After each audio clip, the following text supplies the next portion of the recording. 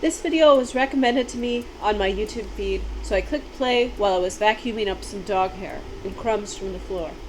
And I found a bit more information, some new information, which I think I can add some evidence to, and we can get closer to the truth. As you can see, I haven't listened to the whole thing, but what I did hear is that this woman here believes that the narcissist also wants to get back to that love bombing phase. Like, you're holding out hope that you could return to the love bombing phase because when it's good, it's so good. And the narcissist also would mention things like that, like, why can't we get back there? What happened to the person I used to be? Or I'm trying to remember the exact words here. We can rewind it a little bit here. I'm going to rewind it a little bit to find exactly what was said.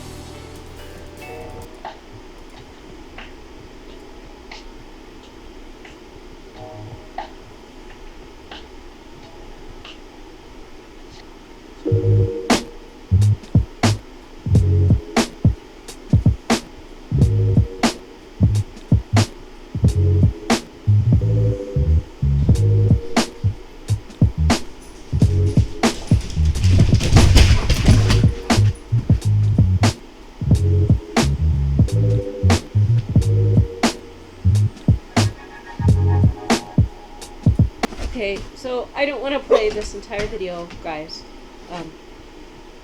but she essentially said that the narcissist mentioned what happened to the person I used to be, or something with that same meaning.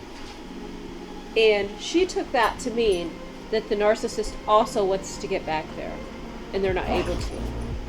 But guys, I know the truth about this, and I know what this really means. The person they used to be is gone, and where is that soul? That is what they tell on themselves, because what you're dealing with is demons.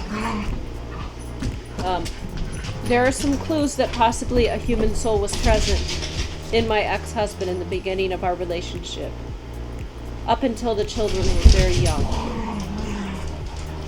And as I've made videos before, I think I know at what point the human soul gave over rights to use the body completely. Okay, so I understand how this works because God showed it to me. God gave me clues, and I'm gathering more and more evidence.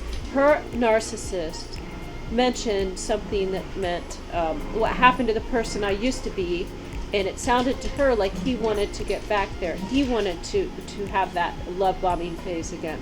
But that's not, I believe that is not what that means. I believe he's admitting to her, he's admitting the truth to her, and she doesn't understand. That where is the person I used to be? And where are they? They're not here anymore. So these are clues they tell on themselves, they admit things. And they have to. Also, mine for the last several years would mention imposter syndrome, and they would look at me and they would keep mentioning I have imposter syndrome, and like open their eyes a little wider as if I was stupid and did not understand what they meant. But actually, I already know what imposter syndrome is, and that is actually a medical diagnosis. But they meant as in they were pretending to be a human. They were pretending to be my ex-husband.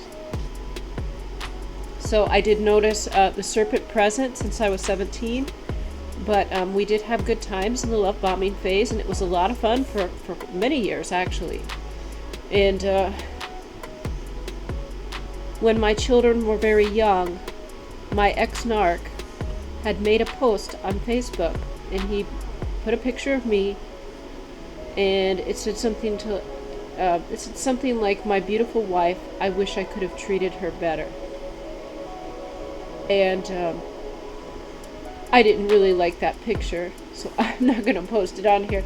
I had a bandana on, and I kind of looked like whatever in the picture, but my children were young, and I actually didn't think that he was awful. I knew he was bipolar and had some mental conditions, but I didn't think that he really treated me bad. So I didn't quite understand why he would say that, but I did find out later things that had been done against me and my family and my friends. So yes, now I do understand that, but if this was the demons, they would not have posted how they felt bad and wished they could have treated me better and gave me a compliment and put it on Facebook. Because that was admitting fault.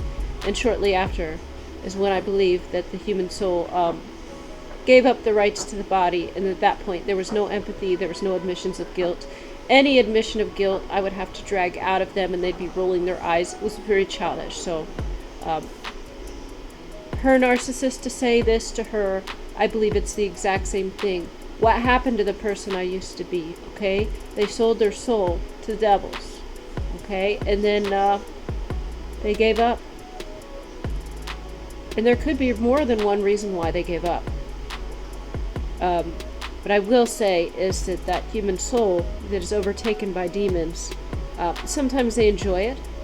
Sometimes they like to be the antisocial anti-hero. But sometimes they're tormented. They're tormented by these demons and they don't like it. And I could be wrong, but I think that it's possible that the human soul that was in my ex-narc in the beginning was trying to fight the possessions, and they kept coming, and he was being harassed by demons. And so he slammed his head into the wall and said he didn't want to live anymore. And after that it was there was no longer any human. And so perhaps she can consider this. And I don't know if I'll be able to link my video. Sometimes it does, and sometimes it's deleted or it doesn't show. But the love bombing phase, that is, there are two meanings. There are two meanings to what her narcissist said. And one is the human soul. Where is that? Where is that person? And another one is there is a different demon that possesses the body at each stage of the relationship. They can only specialize in one thing, so it's not the same one that is love bombing and is discarding. Actually, a different entity steps in, and I think it could be the love bombing demon. The love bombing demon could be there at the same time the human soul is present, at least before they sell out completely. And this is a different demon that influences the human. It makes them fall madly in love, but it's also how this demon behaves. Very childish, like cartoon demon, and it will want to hug and squish you and give you a bunch of presents and stuff like this. But it is not the same entity that's discarding you and devaluing you. They're different beings. And once the human soul is gone, it is replaced with a Nephilim. A Nephilim is not a normal demon. A Nephilim is a hybrid fallen angel and human spirit. And actually, I do believe these are walking around. These are walking around and they're alive. And they take the form of a human. And inside of them are many other demons possessing. And these demons are lower intelligent, and they just look a little too ridiculous. They couldn't actually pass as being human, but the Nephilim can.